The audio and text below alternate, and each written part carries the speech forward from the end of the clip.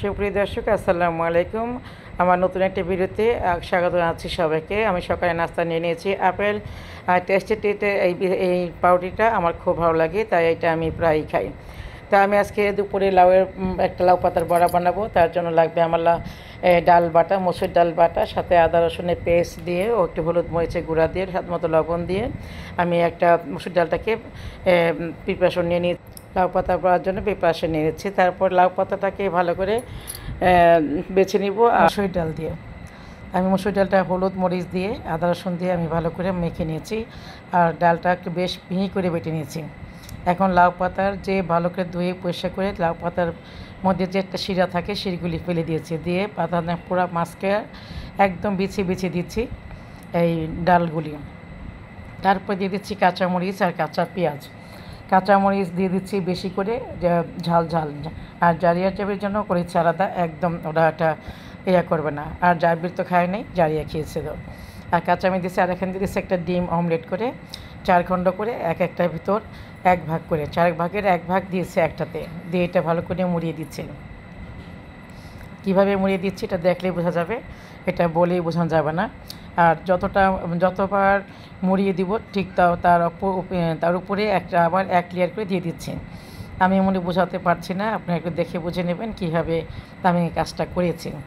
ভিতরটা ডিমটা দিয়ে দিয়েছি। এখন কিন্তু প্রত্যেকটা লেয়ারে আমি ডাল দিয়ে দিচ্ছি, আর ডাল দিয়ে আমি পুরাটা 4টা ভাঁজ করে নিয়েছি। আর মনে হচ্ছে বাসটা হবে না, হয়ে যাবে। বাসটা আমি একদম উল্টিয়ে তারপরে রেখে দিয়েছিলাম, তারপরে অটোমেটিক বাসটা একদম হয়ে গিয়েছে।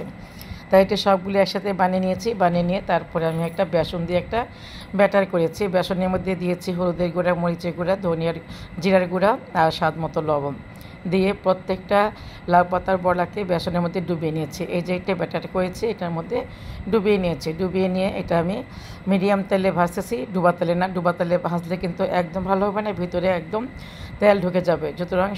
যতটুকু তেল প্রয়োজন মোটামুটি ভালো তেল দিয়েছি। 1 ফিট অর্ধেকটা ভেজে গিয়েছে। এইভাবে মিডিয়াম টু লো ফ্লেমে এটা ভেজে নিব একদম মুচমুচে করে।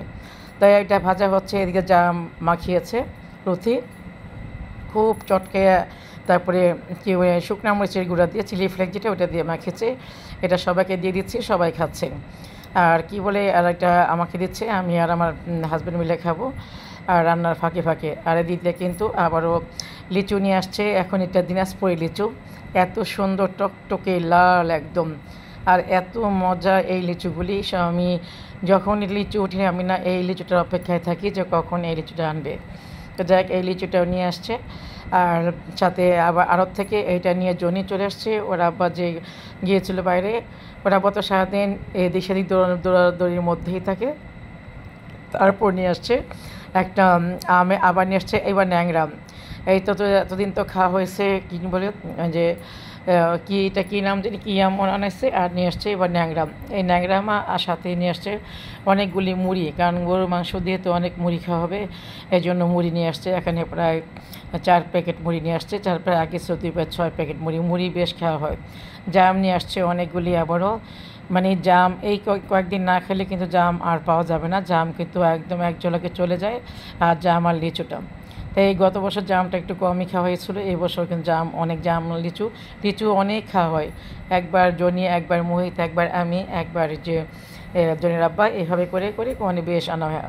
তাই দিতে অর্ধেক গরু মাংস ছিল না, ওই গত সপ্তাহে গতকাল যে নামিয়েছিলাম ওইখান থেকে কিন্তু অর্ধেকটি মাংস আমি রেখে দিয়েছিলাম। আজকে মিষ্টি কুমড়া দিয়ে রান্না করতেছি, ফাইনাল শেষ। আর পাট শাক রান্না করেছি। পাট শাকটা খুবই ভালো লাগে। আজকে পাট শাকটা রান্না করেছি মাছ দিয়ে, শিং মাছ দিয়ে। আর এই পাট শাকটা অবশ্য অন্য কারো ভাগে পড়ে না, এটা আমার ভাগেই বেশি পড়ে। আর ফ্রিজ যেহেতু কাঁচাচ্ছি, কিছু কিছু মাছ কিন্তু আছে, ওগুলি উঠিয়ে রেখেছে। এই মোহিত বলে ও খাবে পাঙ্গাস মাছ বেশি দিন থাকলে কিন্তু তেলটা গন্ধ হয়ে যায়। তা রথি ভেজে নিয়ে আসছে আমার কাছে। আমি কত কাজে ফাঁকে ফাঁকে বিশ্রাম নেই, আমি আমার বেডরুমেই থাকি। আমি এসি থেকে খুব একটা বের হই না, যতটুকু প্রয়োজন অতটুকু। তা আমি দেখতেছি মাছগুলি কেমন, কোন মাছগুলি। আর 2-1টা মাছ বলছি রেখে দেবো, যেটা জারিয়ার জন্য একটা কাবাব বানাবো। জারিয়া মাছ একদম খেতে চায় না, তাই এই যে নরম পিসগুলিতে কাবাব বানিয়ে দিলে জারিয়া বুঝে না, চিকেনের কাবাব মনে করে খেয়ে ফেলে। তো যাই হোক, আমি দেখিয়ে দিচ্ছি রান্না তো হচ্ছে। আর যেহেতু আমগুলি নিয়ে আসছে ন্যাংরা আম কিন্তু বেশি দিন থাকে না, ন্যাংরা আম নিয়ে আসছে একটু কাঁচা কাঁচাই। তা এখন আমি আবার কিচেনে গেলাম, যে দেখলাম পাবদা মাছগুলি আমি বললাম যে রাত দাও, এটা আমি রান্না করি। এই পাবদা মাছের ব্যালেন্সটা ওরা বুঝে না। তো দেখ মা ভাই, ওটা তো হবে ভাজা মাছ, ওই যে পাঙ্গাস যেটা করছে ওটা ভাজা মাছ। তা পাবদা মাছটা কিন্তু খেতে ভালোই লাগে, একটু আলু টালুতে ঝোল করে একটু একটু ঝাল ঝাল করে করলে ভালো লাগে। যেহেতু আমার হাজব্যান্ড ঝাল খেতে পারে না, কিন্তু আমি যদি ঝাল দিয়ে রান্না করি তেমন কিছু বলে না। আর রুথি মিথিলা যদি ঝাল দিয়ে রান্না করে তখন একটু রাগারাগি করে ঝাল কেন দিয়েছো। তা আমি এবার ঝালটা দিয়ে আমি আবার একটু চিনি দিয়ে ঝালটা মেরে দিই, আর সেটা তখন আর অতটা খারাপ লাগে না, কালারটাও সুন্দর আসে আর খেতেও খুব ভালো লাগে। আর দিয়ে দিচ্ছে এখানে মাসকলাইয়ের বড়ি। এবার যে মাসকলাইয়ের বড়িগুলি এনেছি, এত মজা, খুব ভালো লাগছে। মানে গৃহস্থের ঘরে বলবো না, আমি যে যা সবসময় যেখান থেকে পাই রথির মামার বাড়ি থেকে, তার চেয়েও অনেক মজা। মানে এই মাসকলাইয়ের বড়িগুলি, তো টমেটো দিয়ে মাসকলাইয়ের বড়ি দিয়ে পাবদা মাছটা রান্না করতেছি। এইটা আবার আমার হাজব্যান্ডের খুব একটা পছন্দ না, তারপরে রান্না করি খায়, 1-2 পিস খায়। বড়ি তো সে মোটেও খায় না, উপর থেকে বেগুন নেবে আর পাবদা মাছও উঠিয়ে নেবে। কিছুদিন ওর মতো চলে, কিছুদিন আমার মতো চলে, আর কিছুদিন চলে ওদের মতে। ওদের অবশ্য মতামতে তেমন দাম নাই। রুথি আর মিথিলার তো যখন এটা ইচ্ছা হয়, ও একদম নিজের থেকে একদম বাজার থেকে নিয়ে আসে, করে একদম নিজে রান্না বাড়া করে দিয়ে দেয়। যে খেলো সবার দিকে খেয়াল রাখি করে। আর রুথি এই ধরনের সাহস করেই না, ও খুব ভয় পায়। আর সাহস করে কাজটা করতে চায় না, রুথি একটু ভয় পায়। কেউ যদি না খেলো ওর মনে এই ধরনের একটা ভয় থাকে। আর মিথিলা করে ফেলে, বকা দেই, যা দেই একটা বকা দিলেও চুপচাপ থাকে সুন্দর, পরে ছোটো মাছ রান্না করে খেয়ে নেই। তা যাই হোক, এই আমাদের মতে কিছু করি। এইটা রান্না করলে জনি মোহিত এতটা পছন্দ করে বয়লার বাইরে। তা খুবই পছন্দ করে জনি মোহিতের এই মাসকলাইয়ের বড়িটা। এখন আমার কি বলবো, আমার খারাপ লাগে বলবো না, মাঝে মধ্যে আমিও খাই, আমার ভালো লাগে। তবে এই মাসকলাইয়ের বড়িটা আমি খুব বেশি আনন্দ নিয়ে খেয়েছি, বেশি মজা করে খেয়েছি। তা যেহেতু এখন কোরবানি ঈদ চলে আসছে আর মাত্র 1 দিন বাকি, কিন্তু আমি আমার হাজব্যান্ড কিন্তু মোটেও খাবো না, হয়তো বা 1 পিস। গত বছর মনে আছে আমি শুধু 1 পিস খেয়েছিলাম ঈদের দিন, তারপর আমি 1 টুকরাও খাইনি। তার আগের বছর 1 পিসও খাইনি। আর তোর যখন একদম ঝুরা হয়ে যাবে তখন হয়তো 1-2 বার খাবো। এইটা আমি বেশ কন্ট্রোল করতে পারি, শুধু কন্ট্রোল করতে পারি না আমটা। ডাক্তার এত নিষেধ করে আম কাঁঠাল খাওয়ার জন্য, কিন্তু আমি পেটটি ভরে খেয়ে নিই, একদম পেট ভরে খেয়ে নিই, যে মরলে মরবো, আম খেয়েই মরবো। আম ছাড়া চিন্তাই করা যাবে না। মধুমাসের মধু ফলগুলি না খেলে হয়, মধুমাস বলে কথা। বছরটা ঘুরেই একটা মাস থাকবে, আম কাঁঠাল জাম লিচু এইগুলি এই কয়েকটা দিন পাওয়া যাবে। এখন যদি এই কয়টা দিন না খাই কীভাবে হবে, মারা গেলে তো আর পারবো না খেতে। তো যাই হোক, এই পাশাপাশি ছেলে দুটা এত টায়ার্ড ছিল, 3টার সময় নিয়ে আসছে এই খাসি নিয়ে আসছে 3টা। তো খাসি 3টা নিয়ে আসছে, তো আমাকে ডাকতেছে, আসো আমাদের আসো। তো দেখতে গেলাম, এই যে ছাগল তো ছাগলে কিনা মাসে বলে না যে ছাগলে কিনা খায় পাগলে কিনা বলে। এই তো আমার ক্যামেরা দেখে ও ভাবছে ওর খাবার, ও মুখ দিয়ে আসছিলো, চাটতে আসছিলো খাওয়ার জন্য। আর ওই দিক দিয়ে ওই খাসিটার এত মানে কি বলে, এত মানে খাড়া শিং আমি কখনো কোন দেখি না, যারিকে আমি টাইনের উপরে নিয়ে আসছি। আর আমি এত রাগ করছি যারিয়ার সাথে, যে পশু পাখি নিয়ে কখনো খাম খেলে করতে নেয়। পশু তো পশু কি কখনো বুঝে, যে কোনো একটা মানে খোঁচাটা মারলেই কিন্তু চোখটা শেষ। আবার যাবে আমার হাজব্যান্ডটা বাইরে যাবে, আবার খাওয়া দাওয়া শেষ, সে আবার একটু বাইরে যাবে, আবার আমিও একটু বাইরে যাব।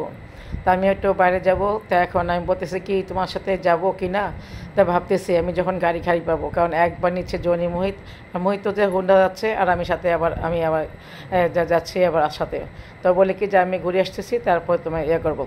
তাও যাক, ঘুরে আসার পরে তারপরে সিদ্ধান্ত হলো যে না, তোমার সাথে আমি যাই, আর জনিকে নিচ থেকে নিয়ে নিব। তো জনিকে নিচ থেকে নিয়ে নিয়েছি, আর কি বলে আমি আর জনি আমার হাজব্যান্ড বেরিয়ে গেলাম। বেরিয়ে চলে আসছি ইয়াতে কী বলে এভার কেয়ারে ডাক্তার ছিল, একটু ডাক্তারটা দেখিয়ে নিয়েছি। আর এখানে নামার পরে বাইরে যাব, খাবো না তো হবেই না, বাইরে গেলে কিছু খেতেই হয়। ছেলেরা খাবে কি, আমি নিজেই এই ধরনের ফাস্টফুড খাবার দেখলে আমার মাথা গরম হয়ে যায়। আর বিশেষ করে ক্রোসেন্টটা খুব ভালো। আর এখানে খাওয়া মানে কি একদম গলাটা জবাই করে দেওয়া। মানে এত এত এত এক্সপেন্সিভ এখানের খাবারগুলি। তারপরে কেন জানি এখান থেকে বের হলে কিন্তু মরে গেলেই কিন্তু মানে অনেক খাবার ওখান থেকে কিন্তু অর্ধেক দামে খাওয়া যায়, কিন্তু এখানে বসে খাওয়ার আমার মনে হয় মজাটাই আলাদা। আর এখানে আসলে মনে হয় ডাক্তার দেখানোর আগে আসলে মনে হয় কি এত টেনশনে ক্ষুধা মনে হয় অনেক 4 গুণ বাড়া যায় ক্ষুধা। তা যাই হোক, এখান থেকে বের হওয়ার সময় কিন্তু আমরা এই টুকটাক যা খেয়ে নিই। তাই বিলটা দেখে আমার একদম মাথাটা ধরে গেছে, আল্লাহ এত দাম, তাই তো বাইরে গেলেই খেলে পারতাম। তো জনিয়ে বললো কি, তুমি এমন ভাব করতেছো যে এখানে কখনো খাও নাই তুমি, তো কেন তুমি যে গত মাসে আগে আসলা আব্বাকে নিয়ে, তখন তো এখান থেকে খেয়ে গেলো। আব্বার যখন এখানে রিং পড়লো তখন তো 3 দিন একটা টানা খাওয়া হয়েছে, আর যতবার এখানে আসতেছে এখানে খাওয়াই হচ্ছে। এমন ভাব করতেছো যে না কখনো কোন দিন খাও নেই। আমি কি আসো তো ঠিক, তাই তো আমি অনেক সময় ভুলে যাই। এইটা দেখেন কত মানে কী ধরনের কত বড় একটা বিল আসছে।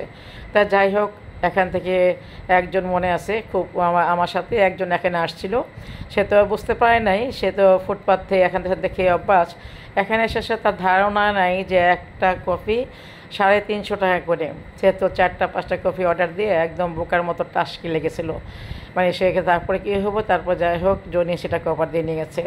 এই তো হ্যাঁ, যার যেখানে যোগ্যতা সে সেখানে খেতে পারে, যার যেখানে যোগ্যতা নাই সেখানে তার ধারণাই থাকতে পারে না। জায়গা বুঝে ব্যবস্থা করতে হয়, জায়গা বুঝে করতে হয়। মানে অনেকে মনে করে না যে এখানে খাবার ওখানে খাবার, তাই না। তো বাসায় আসছি সন্ধ্যায়, বাসায় এসে রাতে আমি না জনি অর্ডার করছে আমাদের জন্য বিরিয়ানি, তাই সবাই চিকেন বিরিয়ানি খেলাম।